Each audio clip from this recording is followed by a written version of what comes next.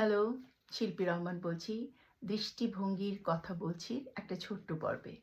এই পর্বে আমি বলব যে আমার কাছে অনেক বাবা-মারা আসেন তাদের সন্তানদের একটু সুস্থ করে দেবার আশায়। যে আমার ছেলেটার সাথে, আমার মেয়েটার সাথে একটু কথা বলুন। ওদের ওর পড়াশোনা হচ্ছে না অথবা আজকাল খুব ডিপ্রেশনে ভুগছে অথবা আম procrastination করছে, পরীক্ষার আগে পড়া এগুচ্ছে না। এই ধরনের টুকটাক বিভিন্ন অভিযোগ নিয়ে আসেন এবং তারা চান তাদের সন্তান যদি কথা বলে হয়তোবা কোনো সুরাহা হবে। কিন্তু এই যে বাবা-মা তো অবশ্যই তাদের সন্তানদের নিয়ে আসবেন এবং সেজন্য আমি সেইসব বাবা-মাদের কংগ্রাচুলেট করি যারা লক্ষ্য করছেন তাদের সন্তানের একটা সাহায্য লাগবে। সত্যি আপনারা কিন্তু একটা প্রশংসার দাবি রাখে। আপনাদেরকে প্রশংসা করতেই হবে। কিন্তু কথা হচ্ছে যে ওই সন্তানটার কিন্তু নিজে থেকে একটা তাগাদা থাকতে হবে যে আমার সাহায্য প্রয়োজন। আমার কেন হচ্ছে না? আমার সামনে পরীক্ষা, আমি পড়তে পারছি না। কেন পারছি না? আমি ভালো করতে চাই, আমি তো পড়তে চাই। তারপরও কিসে কেন আটকে যাচ্ছি? এই যে প্রশ্নটা, এই প্রশ্নটার উত্তর খোঁজার জন্যেও কিন্তু সে কাউন্সেলিংয়ে আসতে পারে এবং এটা তার নিজের মধ্যে আসতে হবে এবং অনেক রকমের সমস্যা এই টিনেজ হতে, হতে অনেক রকমের সমস্যা হয় আসলে। আম প্রেমের সম্পর্ক থাকে অনেক সময়। সেগুলো হয়তো তাদেরকে বদার করে বিকজ ওই বয়সটা তো আসলে এরকমই। সামনে আবার পড়াশোনাও করতে হবে। বন্ধু-বান্ধবের ইস্যু থাকে। আমার কোনো বন্ধু নেই অথবা আমার বন্ধুরা আমার সাথে আমাকে ছেড়ে এটা করছে, সেটা করছে। অনেক রকমের সমস্যা টিনেজারদের থাকে আসলে। সো আমি যেহেতু একজন কাউন্সিলর, আমার কাছে তারা এ ধরনের সমস্যা নিয়ে আসে। কিন্তু দেখা যায় যে এই যে বাবা-মারা যখন বাচ্চাদেরকে নিয়ে আসে which is absolutely great কিন্তু ওদের নিজেদের মধ্যে থেকে ওই তাগাদাটা আসতে হবে যে I need help।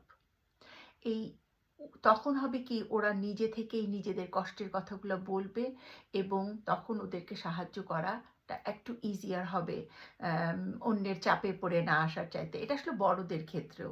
লাইক আমি যদি আমার হাসব্যান্ডকে জোর করে নিয়ে যাই কাউন্সেলিং এ তা আসলে কাজ আসলে তেমন একটা হবে না। কারণ আমার হাসব্যান্ডকে ফিল করতে হবে যে I need help। সেইম আমার সাথেও। আমাকে যদি কেউ জোর করে নিয়ে যায়, আমি যাবো, কথা বলবো হয়তোবা বাট সেই লেভেলে হেল্প হবে না আসলে। বিকজ এটা তো ডিপ ডাউনে অনেক ইস্যুস থাকতে পারে, আমাদের রুটেড হয়ে যেতে পারে, যেটা নাকি উদ্ধার করা খুব জরুরি। তো সেই কারণে এবং আরেকটা কথা বলে শেষ করছি, আমি টিনেজারদের কথা বললাম, আরেকটা লাস্ট কথা বলি, সেটা হচ্ছে যে ভালোবাসার সম্পর্কে কিংবা স্বামী-স্ত্রীর সম্পর্কে সাংসারিক যখন একটা সমস্যা হয়, তখন কিন্তু পারিবারিক হেল্পের চাইতে কাউন্সেলিং এর হেল্পটা বেশি জরুরি। কারণ কি যে আম পরিবারে আসলে মানুষ খুব বায়াসড হবে। খুব স্বাভাবিক। আমি আমার আম ছেলের ভালোটা চাইবো, আমি আমার মেয়ের ভালোটা চাইবো। ওরা থাকুক, আমি আমার মেয়ের দোষ দেখব না, আমি আমার ছেলের দোষ দেখব না। আ এরকম আসলে দোষ তো কারো থাকেই না। জাস্ট ২ টা মানুষ একসঙ্গে চলতে তাদের সমস্যা হচ্ছে somehow প্রত্যেকটা মানুষই আলাদা করে ভীষণ ভালো হতে পারে কিন্তু একসঙ্গে থাকতে কষ্ট হতে পারে। আর সেই কারণেই একটা নন বায়াসড মানে জায়গায় যদি যাওয়া যায়, তাদের কথা বলা যায়, সমস্যা শেয়ার করা যায়, তখন এটা মাচ মোর এফেক্টিভ হবে আসলে। তো সেই কারণে আমরা হয়তোবা আমাদের পরিবারের সাথে কথা বলতে পারি, বাবা-মার সাথে, বন্ধু-বান্ধব, ভাই-বোনের সাথে কথা বলতে পারি। কিন্তু সেইখানের সলিউশনটা যত এফেক্টিভ হবে, তার চাইতে আরো বেশি হবে একজন কাউন্সিলরের কাছে গেলে।